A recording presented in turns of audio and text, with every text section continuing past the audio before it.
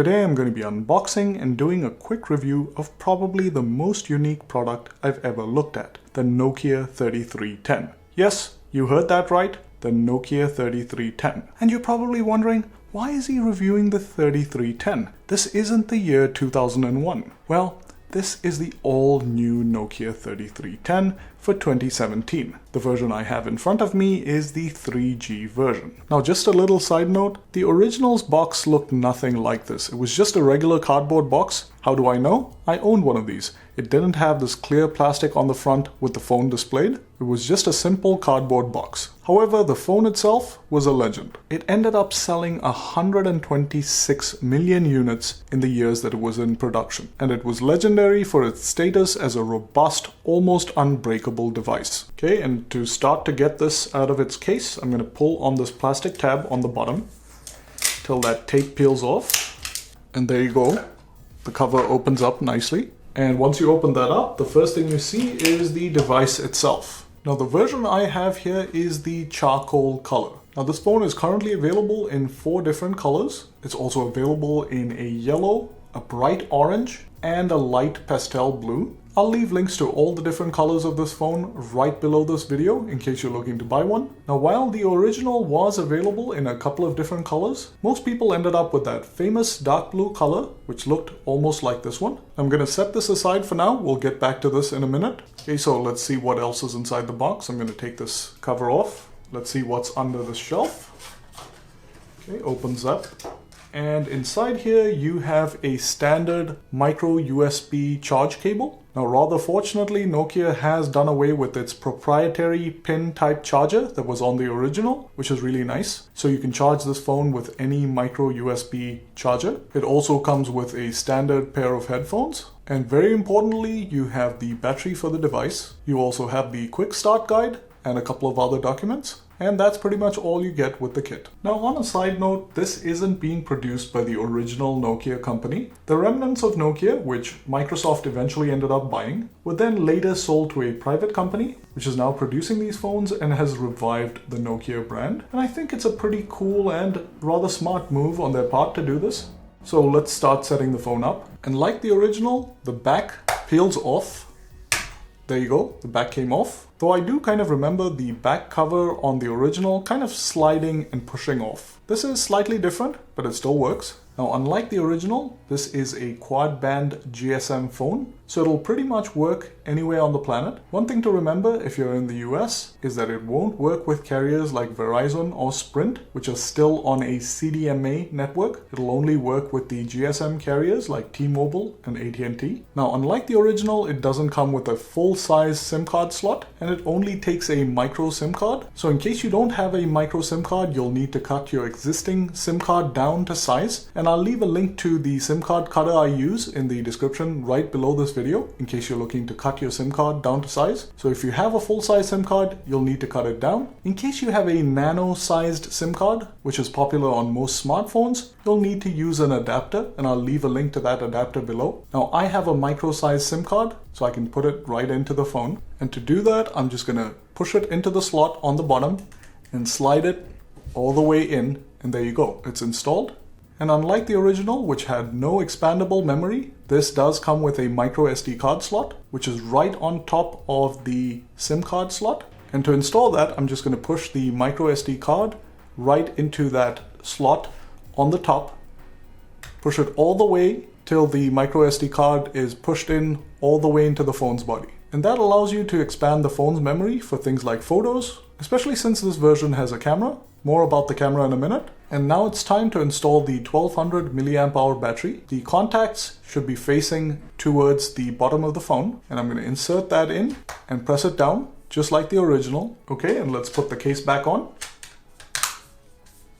There you go. The case is now snapped back on. And now it's time to power the phone on. And like the original, this doesn't have a dedicated power button. The power button is built into the front face. I'm going to press down on the button on the right till it boots up. You can actually see the Nokia logo. It doesn't seem to have that animation with those 2 hands coming together.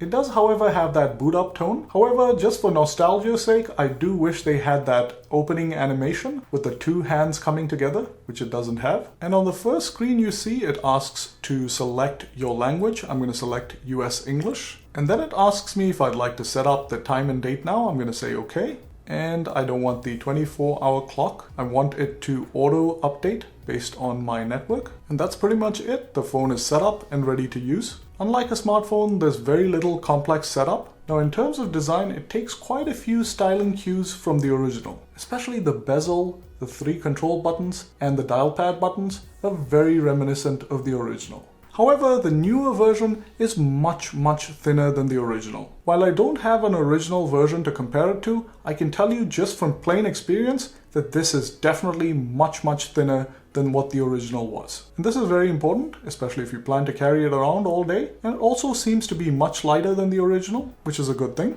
Now, the first thing I noticed as soon as I turned it on was, unlike the original, this has a much bigger display, and it is a color display. Now, it's definitely not as good as a display on a smartphone, but definitely a huge leap up from the original, which was just a monochrome black and white display and was much smaller than this one that you see here. However, it isn't a touchscreen, so you're limited to using your buttons, which is fine actually for a screen this size. I really do prefer using my buttons. Now, this may be a foreign concept for folks who've always lived on a smartphone, but for those of us who've lived with buttoned phones in the early years, this isn't such a bad idea. Now, the menus and icons have also been revamped quite a bit, and the whole design language has changed quite a bit since the original, which isn't such a bad thing. The original didn't seem to have great graphics, and this seems to remedy that. And while the phone's display is quite a huge step up from the original, it does have a bit of reflectiveness to it. It isn't a huge issue and it doesn't make it unusable, but I really wish it had a more matte finish. Now, in addition to all the standard icons like messaging, phone calls, and a phone book, the phone also rather interestingly comes with a few new and more modern icons, like a Facebook icon, which is opened through a Opera browser.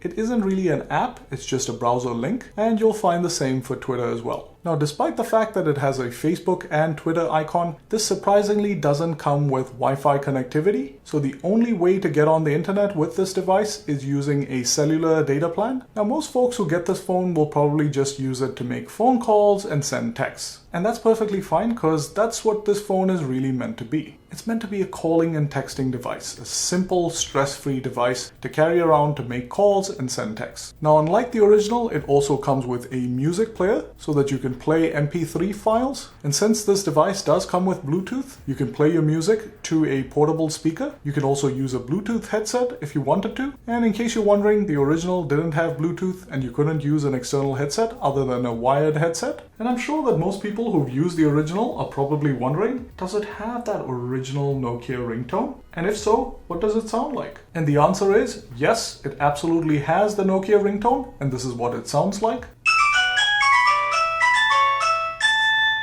Now, this is a polyphonic tune, which is slightly different from the original, but it does sound pretty good and it sounds very close to the original. So I have to say, I'm perfectly fine with this ringtone, and this is probably the ringtone I plan to use with this device. And it also seems to have Nokia's original message tone.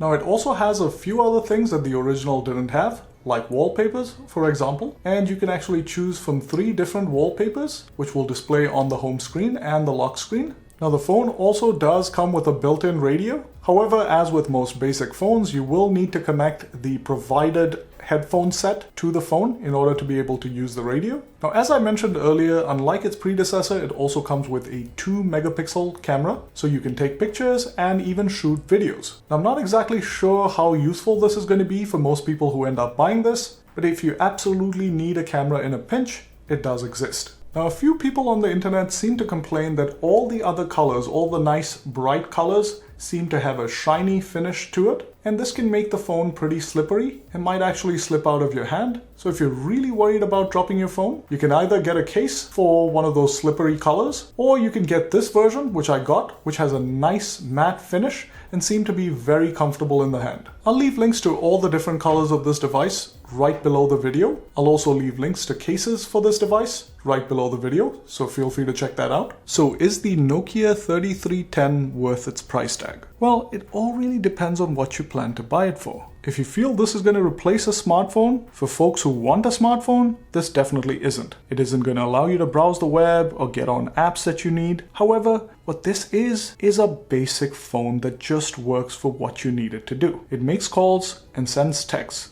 and that's pretty much it. And for a lot of people, that's more than enough. And this is also a great little gift for someone who's nostalgic about the good old days. And as someone who's used one of these in the past, I can definitely tell you that Nokia has done a good job of keeping the same design language while trying to modernize the phone and adding quite a few nifty little features. I also like the fact that it's a 3G phone, so it's a pretty modern phone that can get on most modern networks. So overall, it's a cute, nostalgic little device that'll do exactly what it's designed to do. And I definitely recommend this for anyone who's looking for a basic, simple device to carry around. I'll leave links to all the different colors of this device right below this video in case you're looking to buy one. Hope this review has been useful. If it has, please hit that like button and subscribe for more reviews, unboxings, and how-to videos. Thanks for watching, and see you next time.